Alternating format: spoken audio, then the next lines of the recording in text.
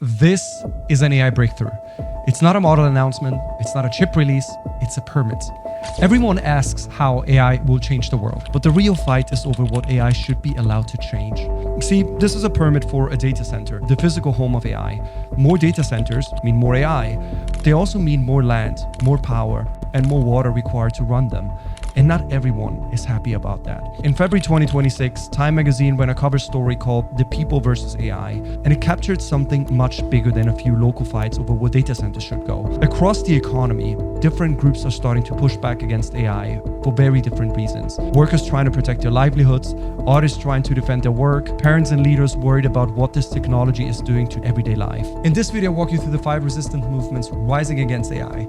I'll tell you who they are, what they want, and what this means for the future of artificial intelligence. It's a story about who gets to set the terms of the future and where the next $1 trillion of economic power will end up. If you're new here, I'm Walter Pasquarelli. I spent the last 10 years documenting trends around artificial intelligence. If you enjoy this type of content, make sure to subscribe. The first movement is what I call the architects. This includes anyone ranging from prominent figures leading the development of artificial intelligence, but also AI ethics researchers or civil society activists. And here's what's interesting. The man who invented modern AI quit his job and told the world to stop building it. In March 2023, the Future of Life Institute published an open letter calling on every major AI lab to pause the training of systems more powerful than GPT-4 for at least another 6 months. The signatories included the likes of Joshua Bengio, Stuart Russell, Steve Wozniak, and Elon Musk. And eventually, over 30,000 people signed it. Then came Geoffrey Hinton, one of the central figures in modern AI, often called the godfather of artificial intelligence. He had resigned from Google at 75 and warned publicly about the risks of what he had helped create. Now that's worth sitting with.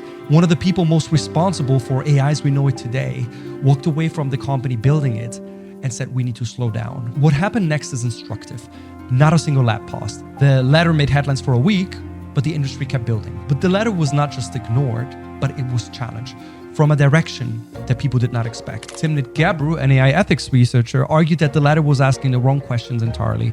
She had historically raised concerns about issues like bias in language models, but also about environmental costs, exploited data workers, and concentrated corporate power.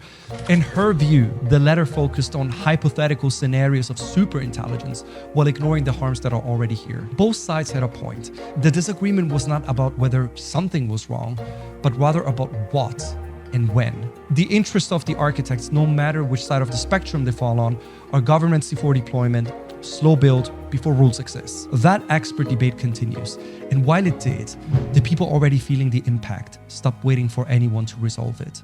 The second group are what I call the refusers. Millions of people are quietly refusing to use AI, and nobody's talking about it. Before anyone organized, before there were strikes or lawsuits, there was refusal. This is the part of the story that barely makes the news because it doesn't have a press release or a spokesperson. It's millions of individuals across industry quietly drawing a line. Teachers stopped using AI grading tools because they felt it weakened the relationship between them and their students. In Nashville, session musicians started adding provisions to their standard agreements prohibiting the use of recordings for AI training. In North Carolina, a hospital nurse named Hannah Drummond helped nurses at 17 hospitals win contract provisions requiring a say before AI tools are deployed in patient care. None of these made headlines, but they created a cultural signal, a growing sense across industries and continents that replacing human work with AI was not just an economic question, but a moral one too. Supporters of these tools argue that they increase productivity and lower costs, and that resisting them amounts to essentially resisting inevitable efficiency gains. And that's a legitimate position that I experienced myself in deploying AI across my own business. But so is also the counter narrative, that efficiency is not the only metric and that the people closest to the work are the first to see what gets lost. So the interest of the refusers is fundamentally a right to opt out.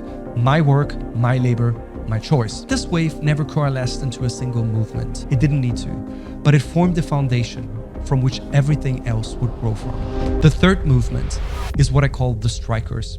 Hollywood went dark for 148 days over a question that nobody ever asked before. On May 2nd, 2023, the people who write your favorite television shows walked off the job.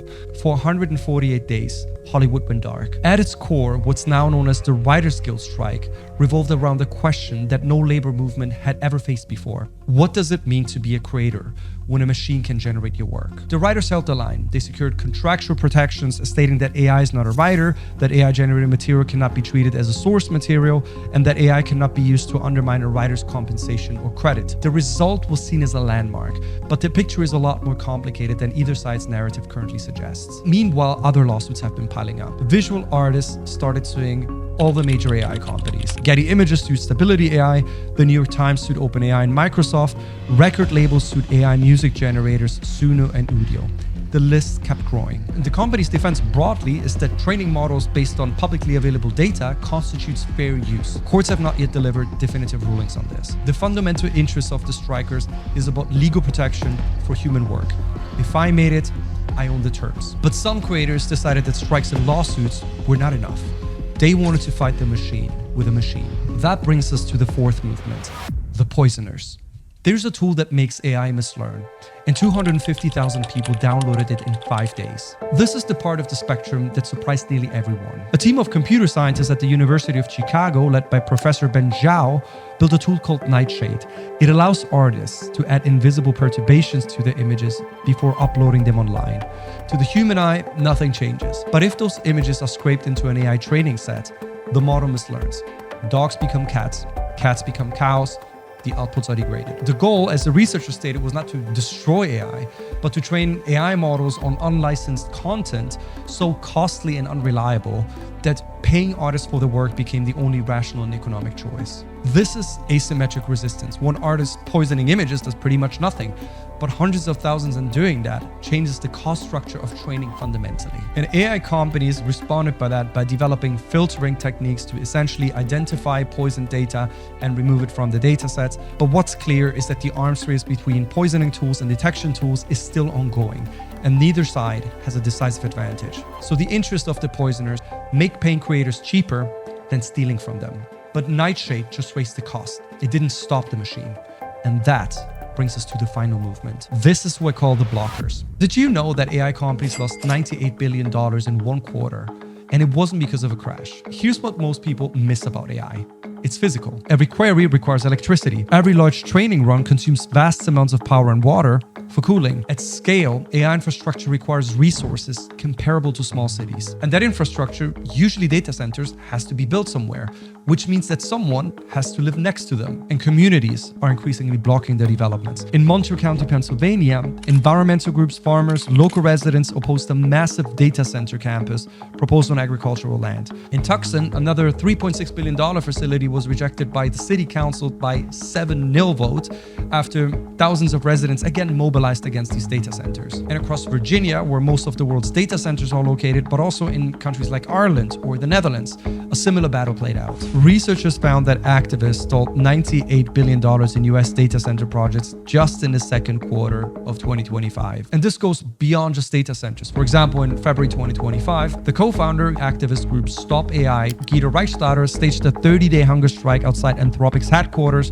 demanding the company halt its pursuit of artificial general intelligence. And industry adapted. Companies began investing in innovations such as nuclear microreactors, geothermal energy, and also started looking for more remote locations with cheaper energy sources and fewer neighborhoods. So the interest of the blockers is to have a say over physical resources. And if you're interested in learning more about the data center landscape, we actually made a whole video of that, which you can get via the link somewhere over here. But for every data center that got blocked, elsewhere, another permit was issued, often in communities with much less political leverage. And this is what the story ultimately comes down to. These groups, while they are in many ways related, are not necessarily a collision, and sometimes they're pulling in different directions. 5 movements means 5 interests. Obviously, these scenarios are not mutually exclusive, and they're already happening simultaneously. But the shape that AI ultimately takes depends on which forces dominate. Every generation inherits a technology and negotiates the terms of its existence. And that negotiation is happening right now. The question is not whether AI will be built, but it's who sets the terms. And right now, 5 very different groups are fighting to answer that question. Thank you so much for watching. If you enjoyed this type of video, like, subscribe, share, and I'll see you in the next one.